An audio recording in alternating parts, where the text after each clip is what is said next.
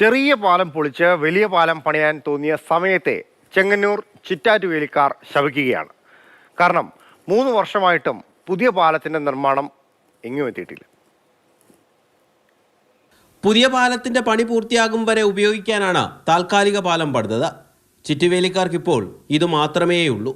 ജീവൻ കയ്യിൽ പിടിച്ചാണ് ഓരോ തവണയും പാലം കടക്കുന്നത്.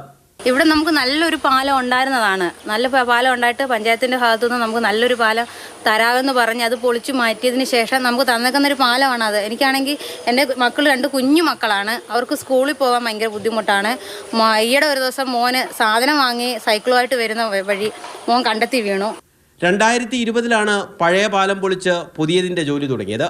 8 ലക്ഷം രൂപയ്ക്കായിരുന്നു കരാർ. അപ്പോഴാണ് ചെങ്ങന്നൂർ സമൃദ്ധി പദ്ധതിയിൽ ഉൾപ്പെടുത്തി തോടിന്റെ വീതി 3.5 മീറ്ററിൽ നിന്ന് 7 മീറ്ററായി കൂട്ടിയത്.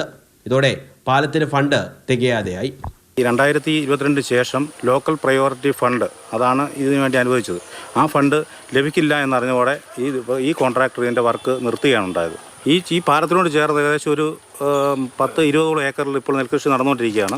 ഈ പാലം വരുന്നതോടുകൂടി ആ ചിറ്റാറ്റുവേലി പാടശേഖരത്തേക്ക് ട്രാക്ടറുകൾ അടക്കം എത്തുവാനും അവിടുത്തെ കൃഷിക്ക് കാര്യങ്ങൾ വിപുലപ്പെടുത്താനും നമുക്കുകൊണ്ട് സാധിക്കും. പാലമില്ലാത്തത് നാട്ടുകാർക്കൊപ്പം നെൽകർഷകർക്കും വലിയ ബുദ്ധിമുട്ടാണ്. അധിക ദൂരം സഞ്ചരിക്കേണ്ടതുകൊണ്ട് കൊയ്ത്ത് യന്ത്രത്തിനുൾപ്പെടെ കൂടുതൽ വാടകയാണ് നൽകേണ്ടി വരുന്നത്. മാതൃഭൂമി ന്യൂസ്, ആലപ്പുഴ.